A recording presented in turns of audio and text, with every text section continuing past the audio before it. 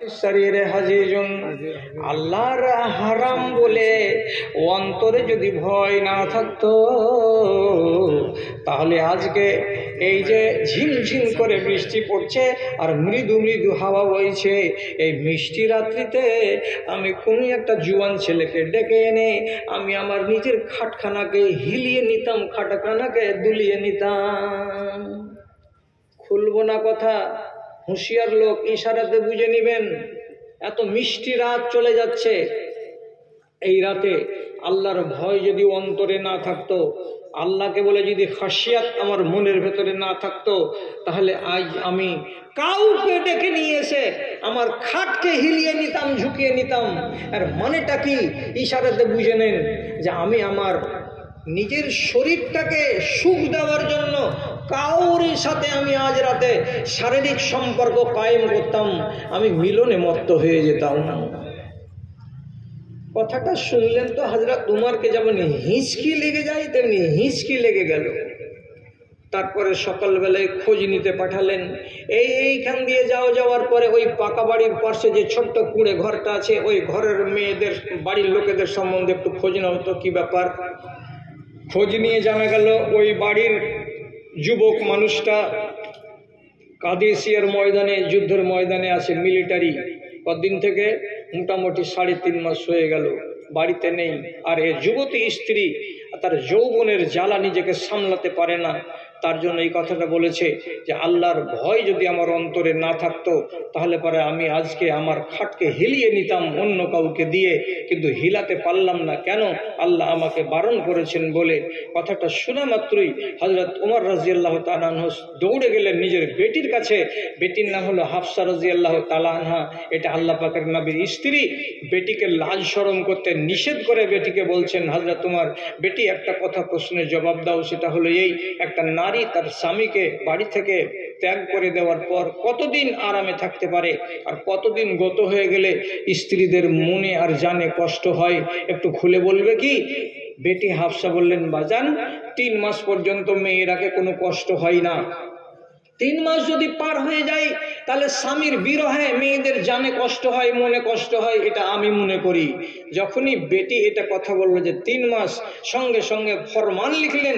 আর লিখার পরে তেজ রফতার ঘোড়া করতে একটা পিয়নকে বসিয়ে দিয়ে কাদেসিয়ার যুদ্ধের ময়দানে পাঠিয়ে দিয়ে বললেন, ও মিলিটারির দল, তোমরা যারা যারা বাড়ি ছেড়ে এসেছো, তোমাদের 2.5 মাস 3 মাস হয়ে গেল, তোমরা ছুটি পাবে, ছুটি নাও আর নিয়ে এখান থেকে নিজের বাড়ি যাও।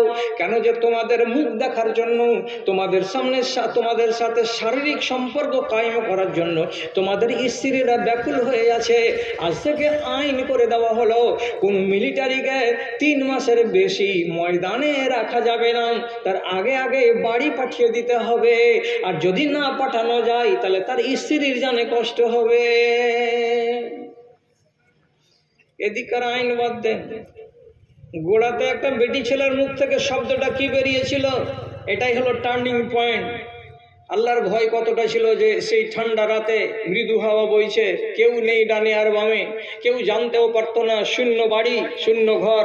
কোনো পড়োশির বেটাকে বা কাউরি ছেলেকে যদি ডেকে এনে যদি কুকাজে লিপ্ত হয়ে যেত তাহলে পরে তাকে কেউ দেখতো না, তাকে কেউ বাধা দিতে পারতো না।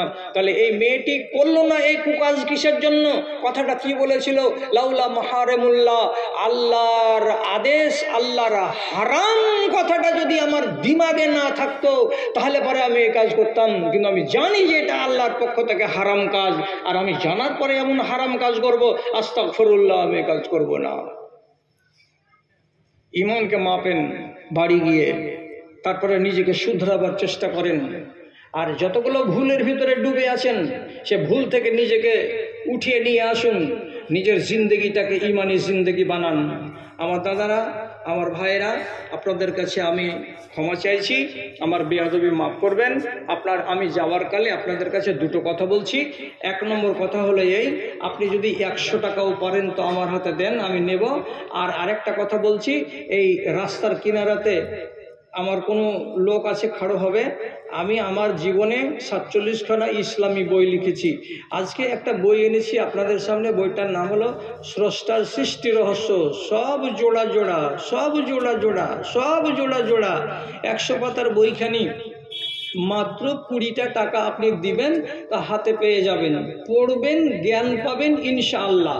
20টা টাকাকে বেশি করবেন না, এই রাস্তার কিনারায় রোডে আপনি পেয়ে যাবেন, নিয়ে নেবেন একখানা বইগুলো। আর এবার প্রথম ব্যক্তি কি আছেন যিনি আমাকে বলবেন যে আপনার হাতে আমি 500টা টাকা দিলাম, একটা লোক আসুন আমার কাছে, আমি যেন আপনার কাছ থেকে দানটা পাই। আর তাড়াতাড়ি মাওলানা আব্দুল কাইয়ুম সাহেবকে বলছি, তাড়াতাড়ি করে আমার ট্যাক্সির ড্রাইভারটাকে চাতন করে দেন, আমি দৌড়ে দৌড়ে পালাবো, আমার হাতে সময় নেই। তো কে এলেন 500টা টাকা নিয়ে আমার সামনে? তোমার আদেশে দিন চলে যায়, এই ছেলে এটাকে হঠাৎ, তোমার আদেশে দিন চলে যায়, আধার নেমে আসে রাতে, কত যে শক্তি লুকায়ে রেখেছো তোমার নিপুণ দুই হাতে, তোমার নিপুণ দুই হাতে। কেউ দিবেন? কেউ দিলেন না, এমন কেন করলেন আমি বুঝতে পারলাম না। কেউ তো দিবেন আমার হাতে 500টা টাকা, 100টা টাকা।